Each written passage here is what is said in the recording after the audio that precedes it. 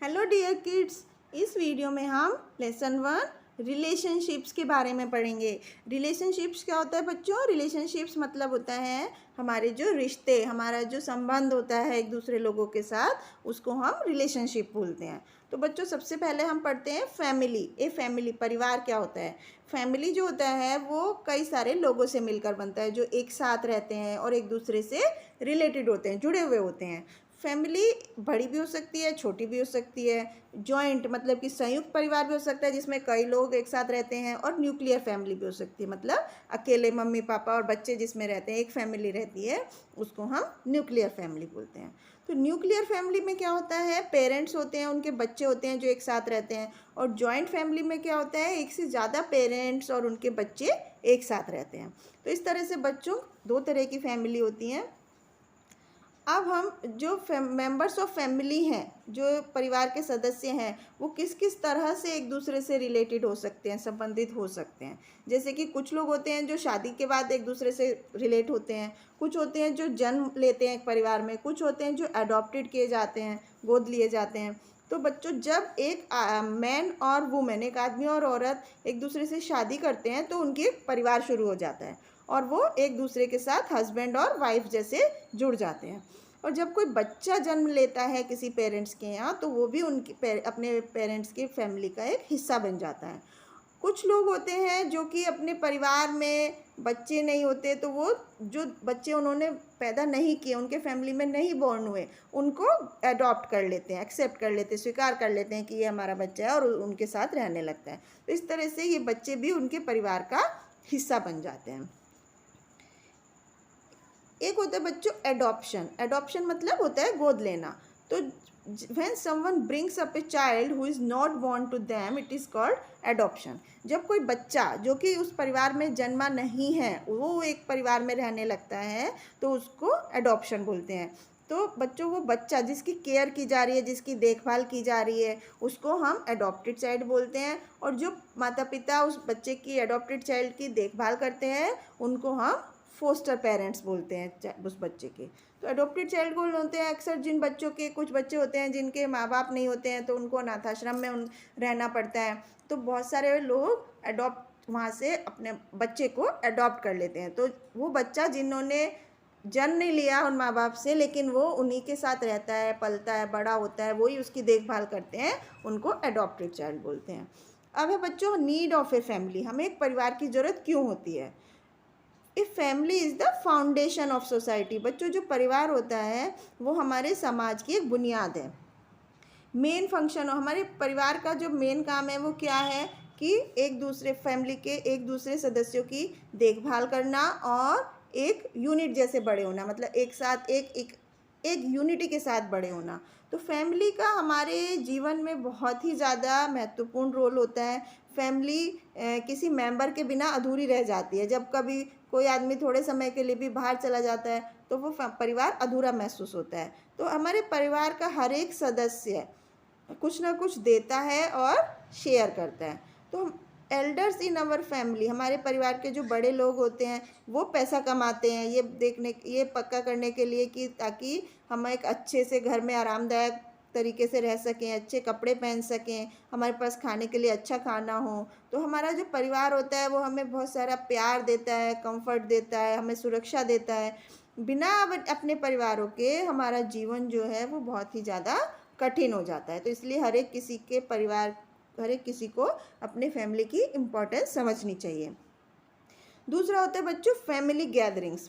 पारिवारिक रूप से जब हम इकट्ठा होते हैं, तो एक फैमिली होती है जो कि हमारे भारतीय समाज में बहुत ही ज़्यादा जिसका महत्वपूर्ण रोल होता है। परिवार के जो सदस्य होते हैं वो कुछ होते हैं जो एक दूसरे के साथ नहीं रहते हैं, वो हमें कभी कभी फैमिली फंक्शंस में एक दूसरे के साथ मिलते हैं। तो जब एक बच्चे का जन्म होता है, कौन कौन से फंक्शन होते हैं? जैसे किसी के यहाँ कोई बच्चे ने जन्म लिया, किसी के नामकरण है, किसी का बर्थडे है, मैरिज है, या त्यौहार हैं, या मैरिज एनिवर्सरीज़ हैं। तो कुछ स्पेशल ओकेज़न होते हैं, मौके होते हैं जब हम अपने सभी फैमिली मेम्बर्स को एक दूसरे के साथ सेलिब्रेट करने के लिए बुलाते हैं। तो बच्चों मैरिज होती है, मैरिज एनिवर्सरी होती है, हमारी जो एक्सटेंडेड फैमिली होती है, जो बड़ी हुई फैमिली होती है, जो इमिडिएटली हमारे साथ नहीं रह रही होती है, उनसे हम स्पेशल ओकेज़न पर, अलग कुछ स्पेशल मौके होते हैं जिस पर हम उनसे मिलते हैं। दूसरा होता है decision making in the family, कि परिवार में निर्णय कौन लेता है। मैं बहुत सारे डिसीज़न होते हैं जो एक परिवार में हर रोज़ लिए जाते हैं। जैसे हमारी मम्मी क्या डिसीज़न लेती हैं कि क्या खाना बनाना है, मार्केट से क्या लाना है, कब जाना है। तो your father might have to fix an appointment with the doctor. हो सकता है आपके पापा ये जब कोई परिवार में बीमार हो जाता है तो वो डॉक्टर से अपॉइंटमेंट लेते हैं, उनके यहाँ नाम लिखाते हैं। हर एक कोई डिसीज़न नहीं ले सकता, क्योंकि इससे बहुत सारा क्या हो जाएगा, मैशअप हो जाएगा, कुछ भी काम अच्छे से नहीं हो पाएगा। एक बार जब कोई निर्णय हो जाता है तो हर एक किसी को उसका पालन करना पड़ता है। तो बच्चों अब हम पढ़ते हैं next topic, extended family. Extended family कौन सी होती है बच्चों? जिस फैमिली के साथ हम रह रहे होते हैं वो, उनको तो हम बोलते हैं इमीडिएट फैमिली। जैसे कि हमारे पेरेंट्स हैं, ब्रदर है, सिस्टर है, कभी कभी हमारे ग्रैंड पेरेंट्स भी होते हैं जो हमारे इमीडिएट फैमिली में रह रहे होते हैं। हमारे जो अंकल आंट कज़िन होते हैं, भतीजे होते हैं, वो क्या होता है हमसे दूर रह रहे होते हैं लेकिन होते हमारी फैमिली ही है, उनको हम एक्सटेंडेड फैमिली बोलते हैं। तो दोनों maternal and paternal relatives. Maternal मतलब जो हमारी मम्मी के साइड के रिलेटिव हैं, और जो पैटर्नल मतलब जो हमारे पापा के साइड के रिश्तेदार हैं, वो भी हमारी एक्सटेंडेड फैमिली का हिस्सा होते हैं। वे हमारे साथ रह नहीं रहे होते हैं कि घर में, लेकिन वो कुछ खास मौक़ों पर हम उनसे मिलते रहते हैं एक दूसरे के साथ। तो बच्चों अब हम पढ़ते हैं फैमिली वैल्यूज़। फैमिली वैल्यू क्या होती है? तो होम जो होता है, घर जो होता है, वो हमारे सारे परिवार के एक्टिविटी का एक केंद्र होता है। Family life teaches all its members the culture of their society. ये जो पारिवारिक जीवन होता है वो उसके सभी सदस्यों को हमारे समाज में रहने के तौर तरीके सिखाता है। एक परिवार में बहुत सारी चीज़ें हम सीखते हैं एक दूसरे से। जैसे मेरे कज़िन ने मुझे बताया कि इलेक्ट्रॉनिक ऑर्गन कैसे खेलते हैं। मैंने सीखा मेरे hobby of collecting coins from my uncle. मैंने अपने अंकल से सीखा, अपने चाचा से सीखा कि उन्हें सिक्का इकट्ठे करने का शौक़ था। अलग अलग टाइप के कॉइन्स को वो इकट्ठा करते थे। मोर इम्पॉर्टेंटली हम अपने परिवार से वैल्यूज़ सीखते हैं, बहुत सारा ज्ञान सीखते हैं, अच्छी अच्छी बातें सीखते हैं। हमारे बड़ों ने हमें बताया कि number of values to make me a better person, कि एक अच्छा आदमी बनने के लिए हमें क्या क्या चीज़ें सीखनी चाहिए। Some of the values I have learn are, कुछ चीज़ें जो मैंने सीखी हैं वो नैतिक बातें, वो क्या क्या हैं। जैसे कि हमें हमेशा बड़ों का कहना मानना चाहिए और उनका सम्मान करना चाहिए, और हमेशा दूसरों के साथ नम्रता के साथ और बहुत ही ज़्यादा अच्छी तरह से बर्ताव करना चाहिए। हमेशा सच बोलना चाहिए, एक दूसरे के साथ लड़ाई झगड़ा नहीं करना चाहिए, एक दूसरे की चीज़ों को नहीं छीनना या झपटना चुराना चाहिए, और अपने किताबों को या अपनी चीज़ों को ख़राब होने से बचाना चाहिए, और हमेशा जो लोगों को मदद की ज़रूरत है उनकी हेल्प करनी चाहिए, और कभी दूसरे पर मजाक नहीं बनानी चाहिए।